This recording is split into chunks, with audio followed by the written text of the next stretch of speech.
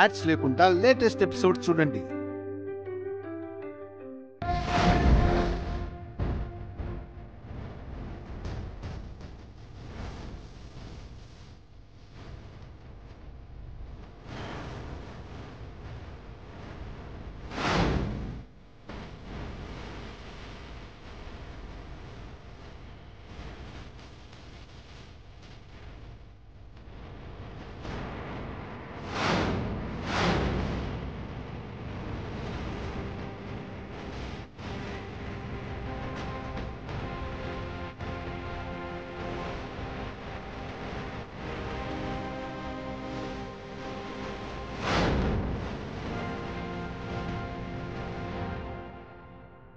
అన్నయ్య, వచ్చావా అన్నయ్య? నాకు తెలుసన్నయ్య నువ్వు వస్తావని. నీకోసమే 1000 కళ్ళతో ఎదురు చూస్తున్నాను.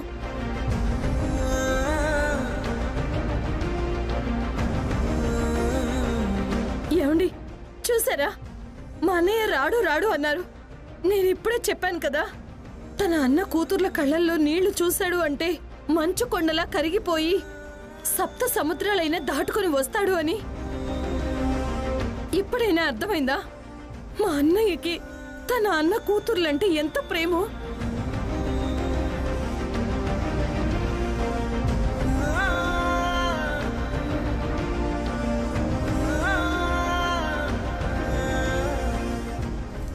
చిట్టమ్మా, నేను ఇక్కడ ఉండలేను. నేను వెళ్తున్నాను. బాబాయ్ ఎలాగో ఇక్కడ దాకా వచ్చావు కదా, దయచేసి ఒక 10 నిమిషాలు ఉండు బాబాయ్. ఆ తర్వాత అందరూ వెళ్ళిపోతాం బాబాయ్. ప్లీజ్ బాబాయ్. అవును బాబాయ్, చిట్టమ్మక్క ఏం చేసినా నా కోసం, నా మంచి కోసమే చేస్తుంది బాబాయ్. దయచేసి నా కోసమైనా ఇంకొంచెం సేపు ఉండండి బాబాయ్. ఇంతకు మించి నేను మిమ్మల్ని వేరే ఏం అడగండి బాబాయ్. మీ ప్రేమతో నన్ను కట్టిపడేస్తున్నారమ్మా.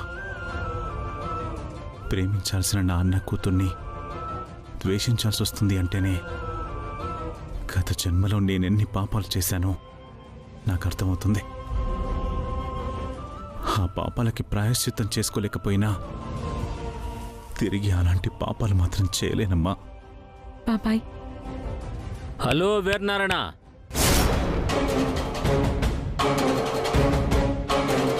ఏంటి నీ చేతులతో కానుకలిస్తే గాని మేము తీసుకోమన్నామని తెలిసి ఇవ్వడానికి వచ్చావా?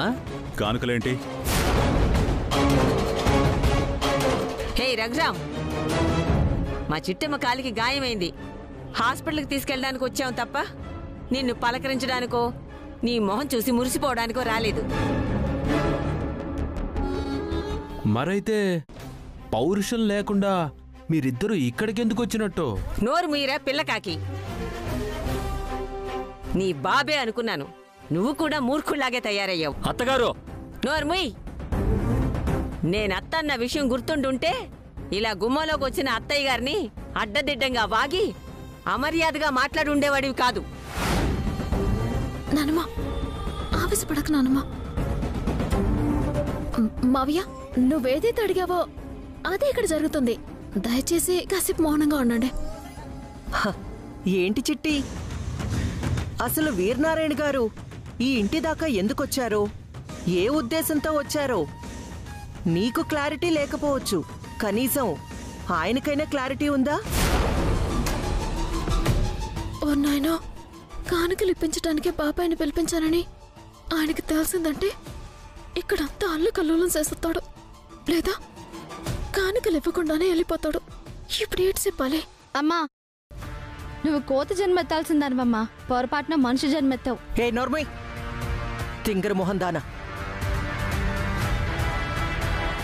అయ్యా వీరనారాయణ గారు, అసలు మిమ్మల్ని ఇక్కడికి ఎలా తీసుకొచ్చారో తెలీదండి. కానీ వాళ్ల మనసులో ఉన్న దురుద్దేశం మాత్రం నాకు తెలుసండి.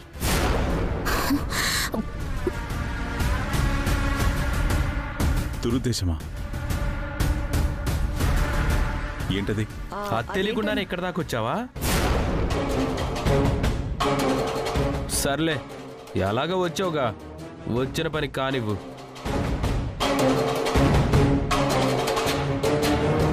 అవునరా వర్మ, ఇంటి దాకా వచ్చినవాడు వచ్చిన పని ముగించకుండా వెళ్తాడా? వెళ్తే మిగతా కథ మనం ముగిస్తాం కదా.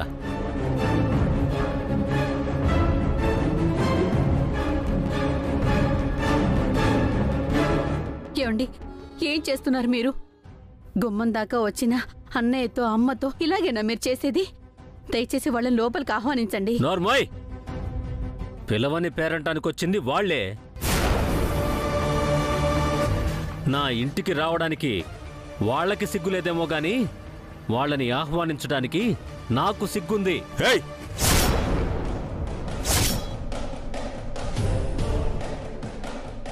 చిట్టెమ్మ కాలికి గాయమైందన్న ఒకే ఒక్క కారణంతో ఇక్కడి దాకా వచ్చాను. కానీ మీ అబ్బా కొడుకులిద్దరూ కలిసి నా కాళ్ళు పట్టుకుని బ్రతిమిలాడినా మీ కొంప వైపు కన్నెత్తి కూడా చూసేవాణ్ణి కాదు.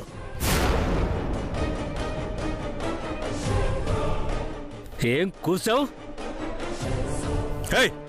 తగ్గండ్రా. చిట్టెమ్మా, నువ్వు వచ్చిన పని కానిస్తే త్వరగా నేను హాస్పిటల్లో దించి వెళ్ళిపోతాను. అలాగే బాబాయ్. ఏమనుకోకుండా ఆ బ్యాగ్ కాస్త అక్కడ ఎడతావా బాబాయ్? నేను పెట్టడం ఎందుకు? అమలత, తీసుకెళ్ళి పెట్టమ్మా. ఓహో, అయితే కానుకలతోనే వచ్చారన్నమాట. కానుకలేంటి? అంటే మీకు కానుకల గురించి తెలీదా? కాంతమొత్తం కాసంత నువ్వు నోరు మూతావా? అయ్యో రామా, ఇప్పుడు నేనేమన్నానని? వీరనారాయణ గారు కానుకలిస్తే తప్ప తీసుకోము. ఒకవేళ వీరనారాయణ గారు కానుకలు ఇవ్వకపోతే లతని ఈ ఇంటికి శాశ్వతంగా దూరం చేస్తాము అన్నారని తమరంతా వెళ్ళి వీరనారాయణ గారి కాళ్లు పట్టుకొని బతిమలాడితే వచ్చారనుకున్నా. నీ కాలికి గాయమైతే వచ్చారా?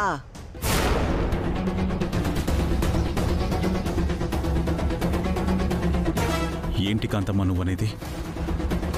నేనేంటి వాళ్ళకి కానుకలు ఇవ్వడమేంటి? ఒరే వీరనారాయణ, అదేదో బుద్ధి లేకుండా వాగితే నువ్వు కూడా బుద్ధి లేకుండా దాని మాటలు వింటావా? లతని కాపురానికి పంపించే విషయంలో వాళ్ళకి మధ్య 1,00,000 గొడవలు జరుగుతున్నాయి. వాటిలో మనం తలదూర్చడం ఎందుకు? ఏ చేత్తో అయితే ఆ బ్యాగులు తెచ్చావో అవక్కడ పెట్టే వీరనారాయణ. అలాగే అమ్మా.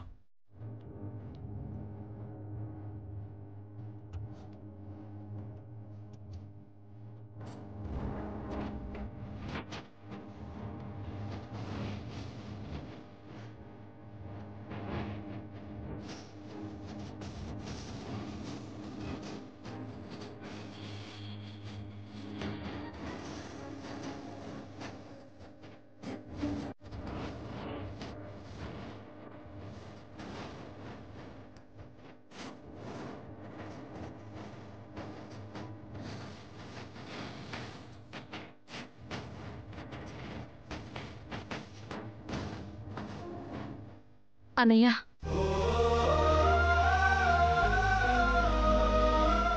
నా ఇంటికి రండి అన్నయ్య అని మనసారా పిలుచుకోలేని అభాగ్యురాలిని. కానీ నీకు నువ్వుగా వచ్చావు, అదే నాకు చాలా సంతోషం.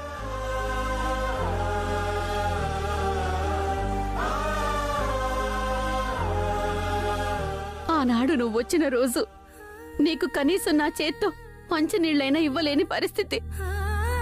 ఈరోజు నేనిచ్చే ఆతిథ్యం నువ్వు ఎలాగో తీసుకోవని నాకు తెలుసన్నయ్యా.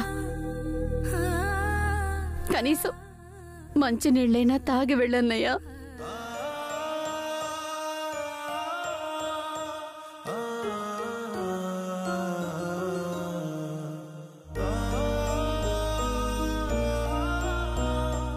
అన్నయ్య, అన్నయ్య,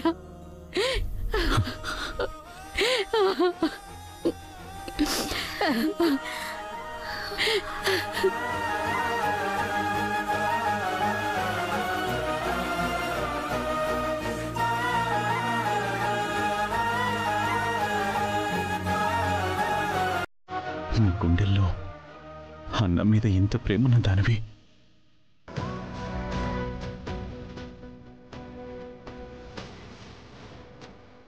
ఎందుకమ్మా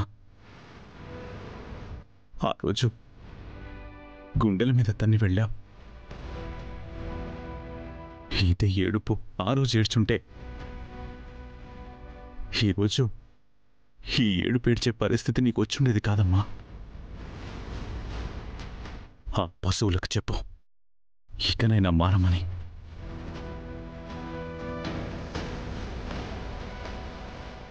అమ్మయ్యా, బాబాయ్ కానుకలు ఇచ్చాడు, అంతే చాలు.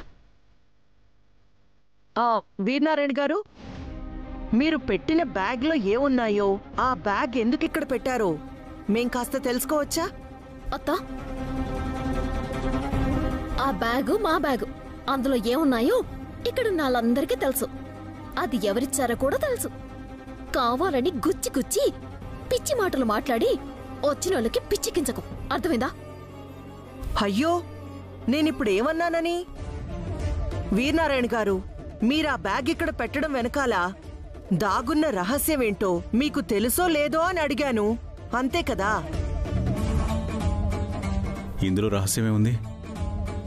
దాంట్లో కానుకలున్నాయట. అవి అక్కడ పెట్టమన్నారు, పెట్టానంతే.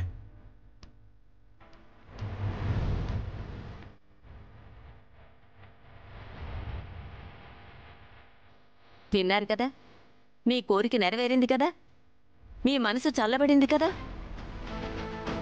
చిట్టమ్మ మీకిచ్చిన మాట నిలబెట్టుకుంది కదా. అంతటితో ఆగండి. అంతకు మించి ముందుకెళ్లాలని చూస్తే నా కొడుకు ఇంకో 10 అడుగులు ముందుకేస్తాడు. ఆ తర్వాత మీకు వెనకడుగు వేయడం తప్ప వేరే దారి ఉండదు.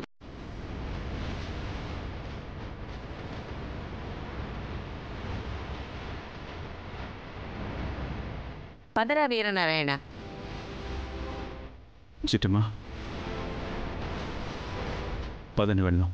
బాబాయ్ ఒక్క నిమిషం. రామలత,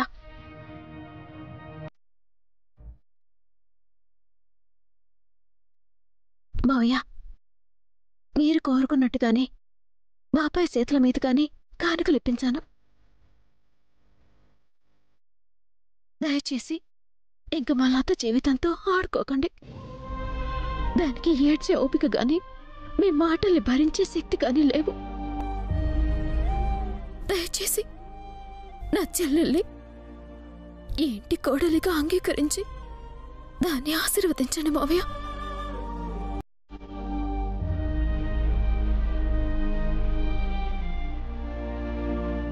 సత్తా వింటమ్మా.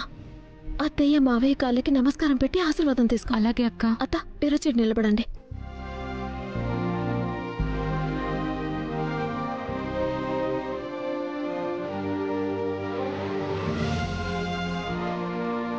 దీర్ఘ సుమంగళి భవ. సంతోషంగా ఉండమ్మా. లే,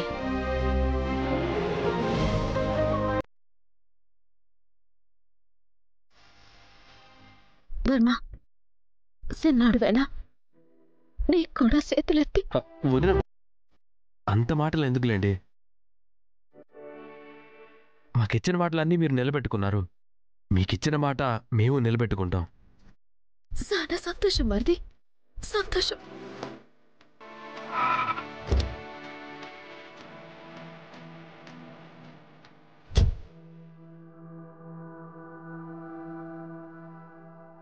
సెల్లి, ఇప్పుడు నీకు సంతోషమేగా? నువ్వుండే చోట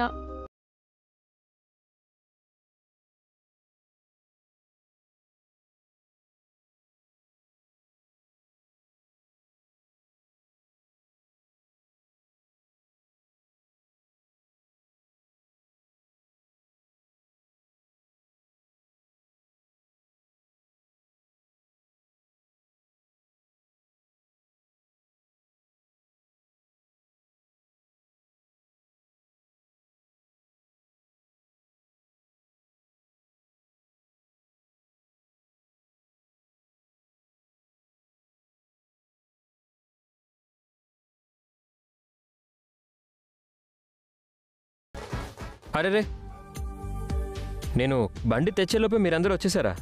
చాలా తొందరగా వచ్చావు రవిచంద్ర. ఇంకో అరగంట ఆగి రావాల్సింది. అందరం ఇంటికెళ్ళి ఉండేవాళ్ళం.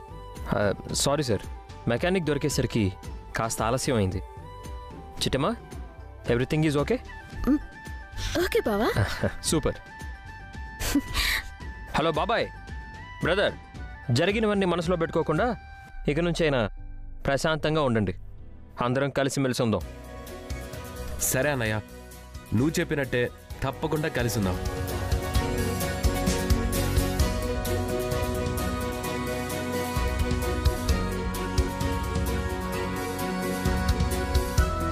చిటి, టైం అవుతుంది, ఇంకా బయలుదేరదాం. నువ్వొచ్చే ఆపేవరు చంద్ర, లేదంటే ఇప్పటికి సగం దూరం వెళ్ళుండేవాళ్ళం. ఓ సారీ, పానకంలో బుడకలా నేనే ఎంటర్ అయ్యానేమో.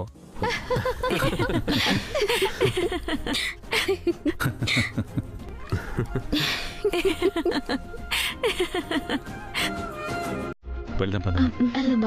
వెళ్తామమ్మా, జాగ్రత్త. లత జాగ్రత్త. అక్క వెళ్ళొస్తాం లత. వెళ్తామా?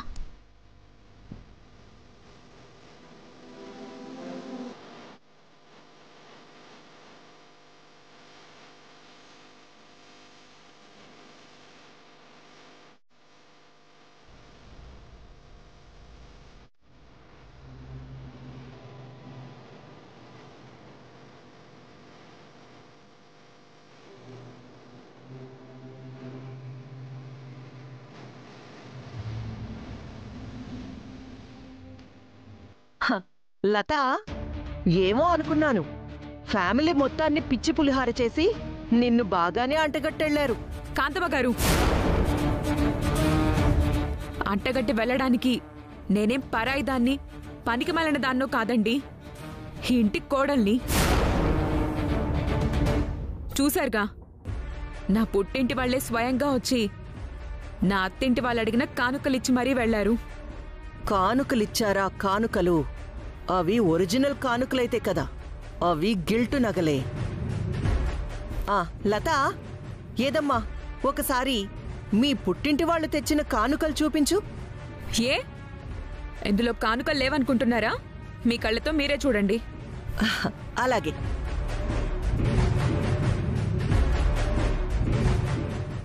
అబ్బో, చాలానే ఉన్నాయి కానుకలు.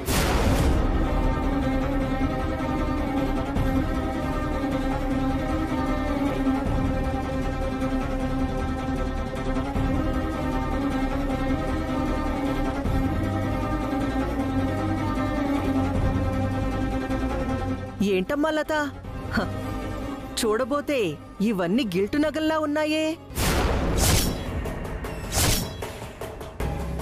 ఏంటి, గీటు నగలా? అవును బాబు, గిల్టు నగలే. చూడండి, ఒరిజినల్ నగలకి గిల్టు నగలకి ఎంత తేడా ఉందో చూడండి.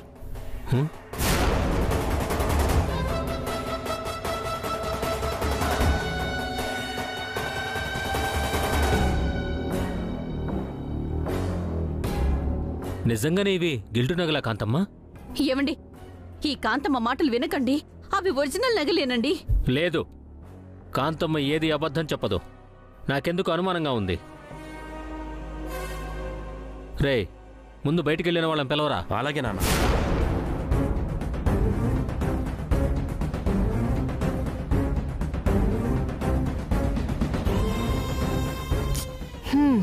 ఎంత మోసం, ఎంత మోసం.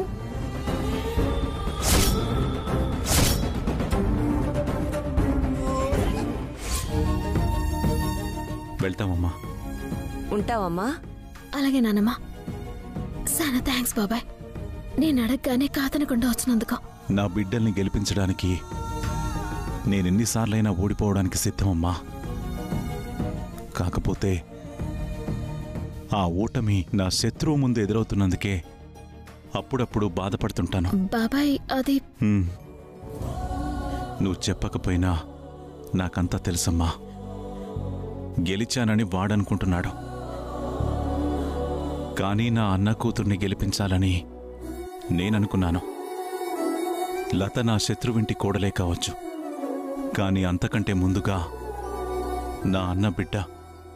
అందుకే నా గుండెల్లో ఉన్న పగ ఎక్కడో ఉన్న ప్రేమ ముందు తల ఉంచుతోంది. ఇలా ఎన్నాళ్ళు జరుగుతుందో నాకు తెలీదు, కానీ ఒక్కటి మాత్రం నిజం, నా అన్న బిడ్డ మీద నాకున్న ప్రేమని పరిపూర్ణంగా మాత్రం పంచలేను. ఈ జన్మకింతే. కాలు జాగ్రత్తమ్మా. త్వరగా హాస్పిటల్కి వెళ్ళండి. ఉంటామమ్మా.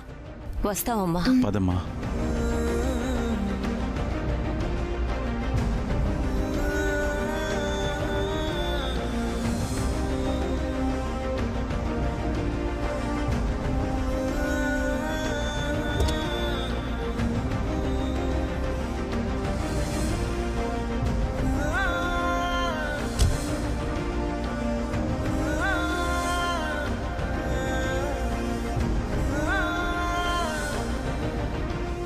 బాబాయ్